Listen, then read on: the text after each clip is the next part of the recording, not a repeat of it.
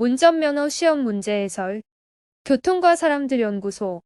개인형 이동장치를 제외한 자동차 등의 운전자가 다음의 행위를 반복하여 다른 사람에게 위협을 가하는 경우 난폭운전으로 처벌받게 된다.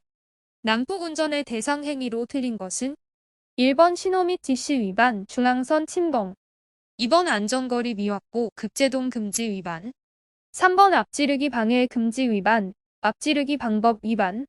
4번 통행 금지 위반, 운전 중 휴대용 전화 사용. 정답은 4번입니다.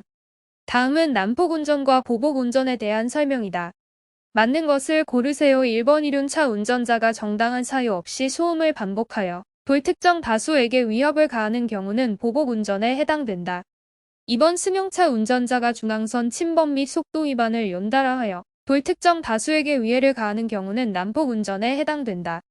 3번 대형 트럭 운전자가 고의적으로 특정 차량 앞으로 앞지르기 하여 급제동한 경우는 난폭운전에 해당된다. 4번 버스 운전자가 반복적으로 앞지르기 방법 위반하여 교통상의 위험을 발생하게 한 경우는 보복운전에 해당된다. 정답은 2번입니다. 난폭운전의 대상은 불특정 다수를 상대로 교통상의 위험을 발생하게 하는 것입니다. 승용차 운전자가 난폭운전을 하는 경우 도로교통법에 따른 처벌 기준으로 맞는 것은 1번 범칙금 6만원의 통고처분을 받는다. 2번 과태료 3만원이 부과된다. 3번 6개월 이하의 징역이나 200만원 이하의 벌금에 처한다. 4번 1년 이하의 징역 또는 500만원 이하의 벌금에 처한다. 정답은 4번입니다. 난폭운전을 한 운전자는 1년 이하의 징역 또는 500만원 이하의 벌금에 처해지게 됩니다. 자동차 등을 이용하여 형법상 특수상해를 행하여 보복운전으로 구속되었다. 운전면허 행정처분은 1번 면허 취소, 2번 면허 정지 100일, 3번 면허 정지 60일, 4번 행정처분을 할 수 없다. 정답은 1번입니다. 보복운전으로 구속될 경우 운전면허는 취소됩니다. 난폭운전은 불특정 다수를 대상으로 하는데 반해 보복운전은 특정인을 대상으로 한다는 점에서 큰 차이가 있습니다. 또한 난폭운전은 여러 위반 행위 중 2가지 이상을 지속적으로 하거나 하나의 행위를 반복할 때에 성립하지만 보복운전은 단 이름한 위반 행위를 하더라도 처벌에 이를 수 있습니다.